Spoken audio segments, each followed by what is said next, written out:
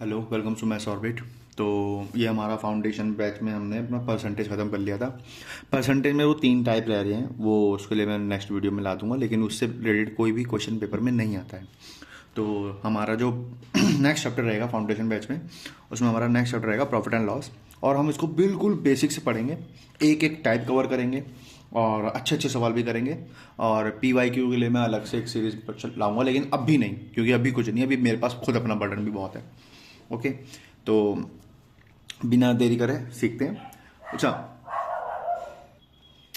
तो profit and loss में देखो, आपको ये टर्म तो पता होगा कि प्रॉफिट होता है, एक लॉस होता है। मैटर ये करता है कि ये चीज़ें आई कहाँ से हैं।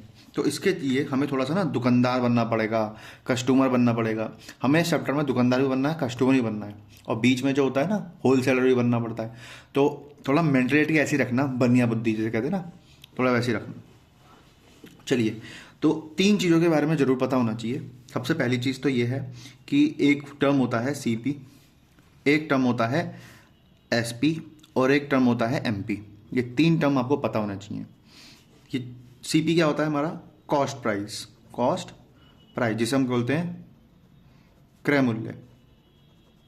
ठीक है। SP होता है हमारा विक्रय मूल्य, जिसे हम बोलते हैं सेलिंग प्राइस। ठीक है। और MP होता है मार्क्ड प्राइस। इसी को आप ये सोच सकती हो कि ये MRP जो हम पढ़ते हैं ना, ये MRP है। ये बोलते हैं अंकित मूल्य।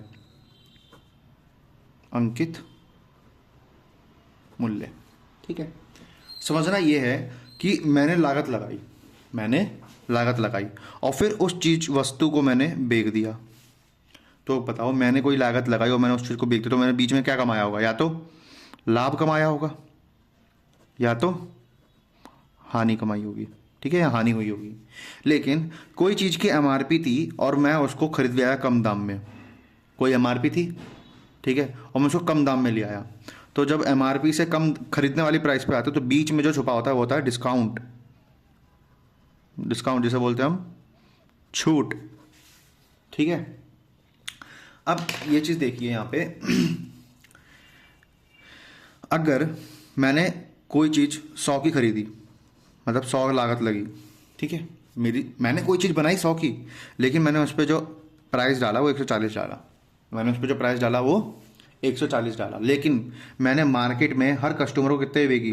मैंने बेची उसे 126 रुपये। हर कस्टमर को बेची 26 रुपये की। तो देखिए, 100 की लागत लगाई, 126 में बेचा, तो मैंने क्या कमाया? साफ दिख रहा है भाई, मेरी जेब से 100 गए थे, लेकिन वापिस आए 126, तो मैंने क्या कमाया? प्रॉफिट कमाया। प्रॉफिट ही कितने का? 26 रुपये का। ठीक है। और 140 की चीज़ को 126 में बेच दिया, जिसपे 140 लिखा हुआ था। तो ये बीच में जो 14 रुपये का क्या है, ये डिस्काउंट है। ठीक है। तो ये तो काम खत्म होगा कि डिस्काउंट क्या होता है, प्रॉफिट लॉस क्या होता है। यही अगर 100 की जगह 126 की जगह 90 में बेचता, 10 का नुकसान होता। ठीक है, वो चीज़ अलग है। ठीक है। अब समझते हैं ये प्रॉफिट परसेंट, लॉस परसेंट क्या होता है। देखो, मैंने आपको परसेंटेज में एक चीज़ समझाई थी कि जिससे कंपेयर होता है हमेशा परसेंटेज उसी की तुलना में निकलता है। जैसे अगर मुझसे बोला जाता कि आप बताइए प्रॉफिट परसेंट बताइए, कितना परसेंट मुनाफा हुआ, तो एक बात बताओ, आपने जब यहाँ पे कैलकुलेट किया कि भाई कितने 26 का फायदा हुआ, आप 26 का फायदा आपने किसके कंपेयर में किया? 100 के कंपेयर में कि 126 के कंपेयर में? 100 के कंपेयर में। सर, मेरी जेब से 100 गए थे, मैंने 26 कमाया, मतलब 100 की लागत पे 26। आपने कभी ये बोलते हो 126 की लागत नहीं, लागत पे लगता है हमेशा, ये तो है ही नहीं। तो हमेशा जो प्रॉफिट परसेंट या लॉस परसेंट निकलेगा, तो हमेशा CP पे निकलेगा। तो प्रॉफिट बटा CP गुणा 100। मैं बोलूँ आपसे लॉस परसेंट बताओ, तो लॉस परसेंट कितना होगा? लॉस, देखो, मुनाफा हो चाहे हानि, ये दोनों किस पे होती है? हमेशा लागत पे होती है। तो ये भी हो गया 100। ठीक है। मैंने आपसे कहा जी, आप मेरे को डिस्काउंट निकालो। आप दवाई लेने जाते हो, दवाई पे MRP पे लिखा होता 200 रुपये का पत्ता, लेकिन घर पे आके बोलते हो मम्मी 200 रुपये का पत्ता था, लेकिन मेरे को 180 का मिला। तो इसका मतलब वो आपको डिस्काउंट मिला। और डिस्काउंट हमेशा किस पे मिलता है? अंकित मूल्य पे। डिस्काउंट परसेंट, तो सर जितना डिस्काउंट मिलेगा किस पे मिलता है? MP पर गुणा 100। तो डिस्काउंट कंपेयर करता हूँ मैं MP से, और प्रॉफिट लॉस कंपेयर करता हूँ मैं CP से। ये चीज़ समझ में आई। अब कुछ चीज़ें समझने वाली है, जैसे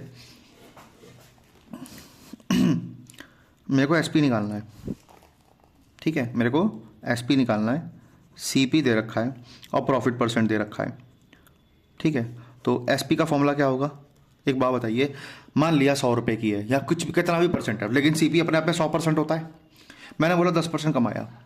अगर कोई चीज़ अपने आप में पहले से 100% है और मैंने उस पर 10% कमाया, तो मैं ये भी तो कह सकता हूँ कि अपनी वस्तु को मैंने 110% में बेच दिया। मैंने कोई चीज़ 100%, देखो कोई भी चीज़ अपने आप में पूरी, अपने आप में पूरी कोई चीज़ पूरी की पूरी कोई चीज़ 100% होती है। 10% कमाया तो कितने में बेच दिया, 110% में। मैं आपसे बोल रहा हूँ मैंने कोई चीज़ 100% की है अपने आप में और मैंने उसमें 20% का हानि ले ली, तो मैं कितने में बेच दूंगा, 80% में। तो कुछ ऐसा ही सिनेरियो दिखेगा, सीपी को 100 + P/100, ठीक है। इस तरीके से अगर हानि होती तो हानि कैसे बेचता, 100 - L/100। कैसे, 100 में से 20 गया, 80% आ गया, 80/100। 100 में 10 जोड़ा, 110/100। तो ये एसपी का फॉर्मूला होता है। अगर आपको एसपी निकालना है तो आप ऐसे करोगे, सीपी ब्रैकेट में 100 प्लस जो भी पी की वैल्यू है वो बटा 100, जो भी एल की वैल्यू है माइनस बटा 100, इस तरीके से। लेकिन अगर एमपी है, एमपी से एसपी जाना है, ठीक है, लेकिन आपको एसपी निकालना था, ठीक है, एसपी निकालना है, आपको D% दे दिया, आपको D% दे दिया और एमपी दे दिया। तो इस केस में आपको एसपी कैसे निकालोगे सर, आप खुद सोचिए। मार्केट प्राइस की, अगर मैं मार्केट प्राइस को सोचूं, कोई भी वैल्यू है, लाइक मैंने सोचा ये मेरी एमपी है, ठीक है, ये अपने आप में 100% होगी। मैंने बोला मैंने 10% का डिस्काउंट दिया, मैंने कोई चीज़ अपने आप में एमपी है, एमपी अपने आप में 100% होगा, मैंने 10% का डिस्काउंट दिया, 10% का डिस्काउंट दिया, इसका मतलब मैं ये भी तो कह सकता हूँ एमपी के 90% में बेच दिया। एमपी का ही 100% ये था खुद, 10% का डिस्काउंट दे दिया, तो मैं एमपी का 90% में बेच दिया। तो ये कैसे निकला, 100 माइनस डिस्काउंट, तो जो भी मेरा एमपी होगा वो 100 माइनस डी की वैल्यू बटा 100। अभी जिसने परसेंटेज पढ़ा होगा उसको ये चीज़ें समझ में आ रही होगी मैं क्या कह रहा हूँ, कि कोई भी चीज़ अपना में 100% होती है, 10% की डिस्काउंट हुआ तो अपने आप का 90% में जाएगा ना वो। तो वही चीज़ 100 में से 10 गया 90% का बटे 100, तो 90%, तो एमपी का ही 90% हो गया, ठीक है, ये चीज़। अब इसी रिजल्ट से, ये दोनों रिजल्ट से मैं एक रिजल्ट निकालूंगा, ठीक है, या लेकिन ये बाद में, अब भी सिखाऊंगा, उसका कोई मोल नहीं है, भूल जाओगे, ठीक है। तो ये कुछ फॉर्मूलाज हैं, ये फॉर्मूला किसी काम के नहीं है, मैं आप भी बता दूं किसी काम के नहीं है, बस एक चीज़ काम की है कि प्रॉफिट किसके कंपैरिजन में निकलता है, सीपी के, डिस्काउंट किसके कंपैरिजन में निकलता है, एमपी के, लॉस किसके कंपैरिजन में निकलता है, सीपी के। इसलिए जिससे कंपैरिजन करते हैं उससे ही वही नीचे आता है, बस ये जानना है, ठीक है। ये हम कोई फॉर्मूला नहीं लगाने वाले अभी, ये लगता भी नहीं, पूरे चैप्टर में कहीं लगाऊंगा, और मैं कहीं ट्रिक, मतलब ज़्यादा ट्रिक भी नहीं, सिर्फ हम अपनी मैथ लगाएंगे यहाँ पे, ठीक है। तो ये हमारा पहला सवाल है, कह रहा है फाइंड का मतलब होता है ढूंढना, ठीक है। ये हिंदी मीडियम वाले जो पढ़ रहे होंगे मेरे से, मैं लिटरली कह रहा हूँ, इसके बाद आपको कभी भी प्रॉफिट एंड लॉस में कभी डर नहीं लगेगा, बस एक बार पढ़ो तो सही, ठीक है।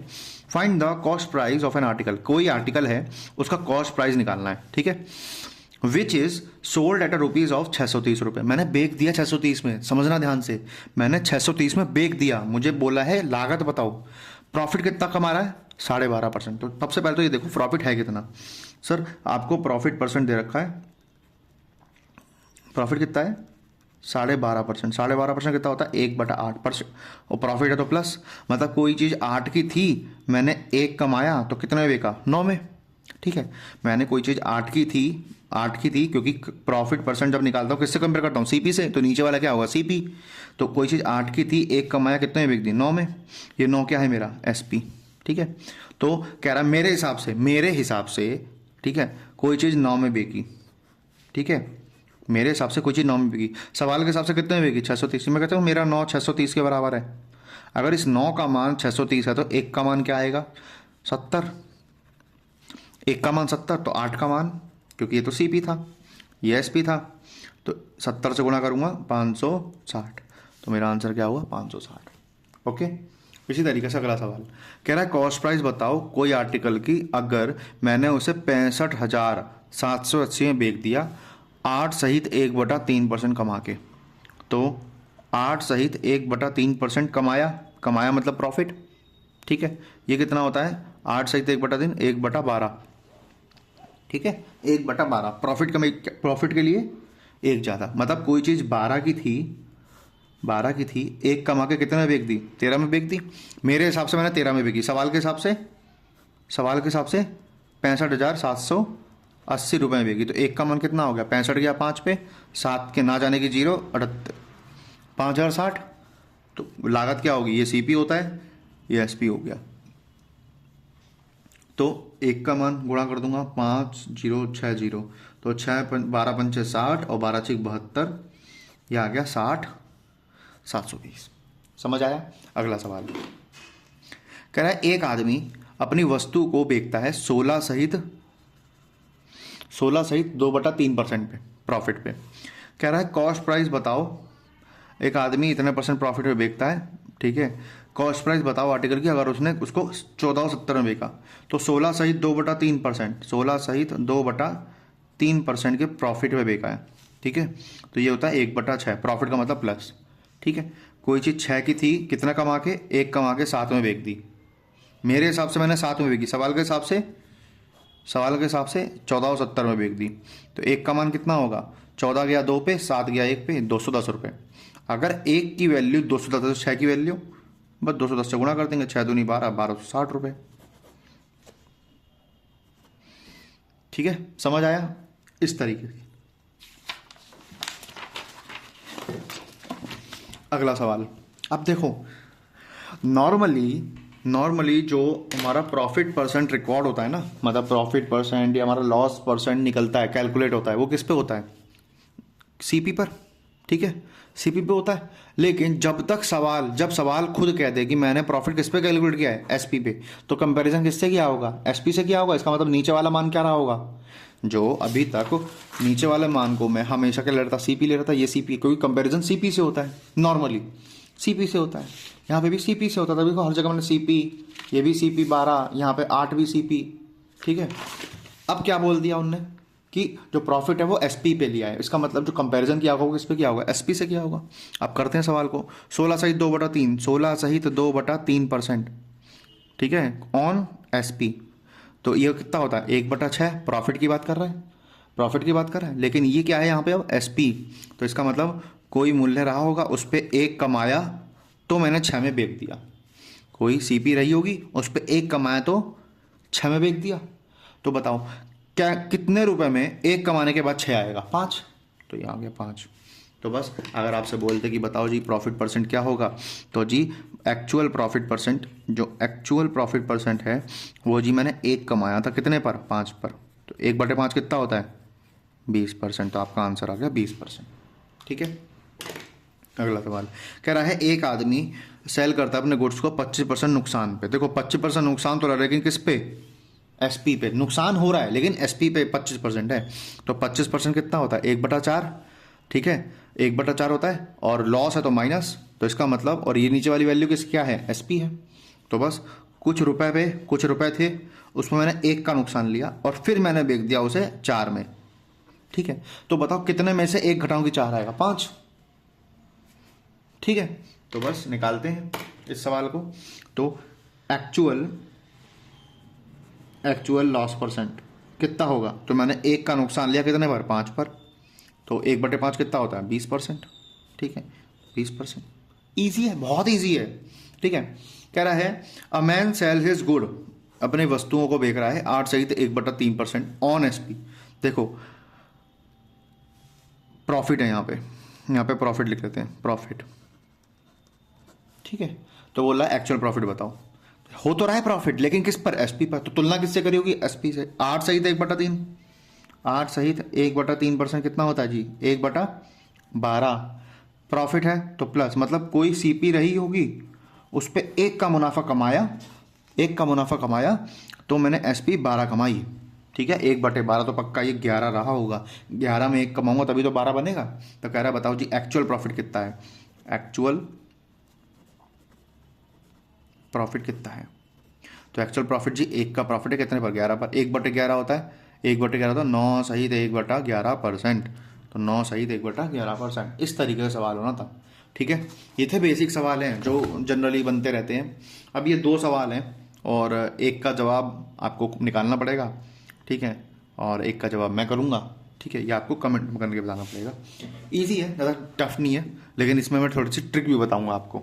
देखिए कह रहा है 16 वस्तुओं का जो सीपी है ना वही 14 वस्तुओं के सेलिंग प्राइस के बराबर है। बोला है इक्वल टू, बोला है CP of 16 article is equal to selling price of 14 article.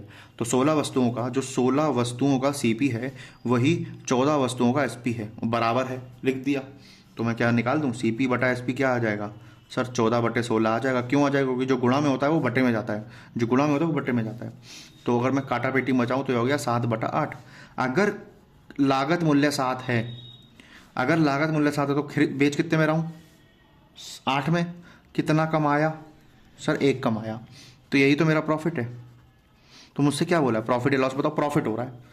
तो प्रॉफिट परसेंट क्या होगा सर, 1 कमा रहे हो कितने पर, 7 पर। 1/7 होता है 14 सहित 2/7।